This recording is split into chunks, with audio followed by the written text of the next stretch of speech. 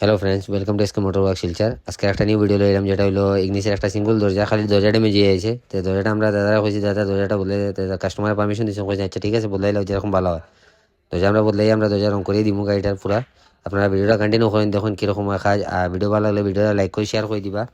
আর যারা যারা আমার পেজে নয় আইছেন, তারা আমার পেজটা ফলো করে রাখবা। ভিডিওটা আপনারা কন্টিনিউ করেন, আর ফাইনাল শট মিস করবা না। আর কীরকম হয় কীরকম না, আপনারা কমেন্টে জরুর জানাইবা। আজকে অতটুকু, মিলমু next video. Keep watching SK motor.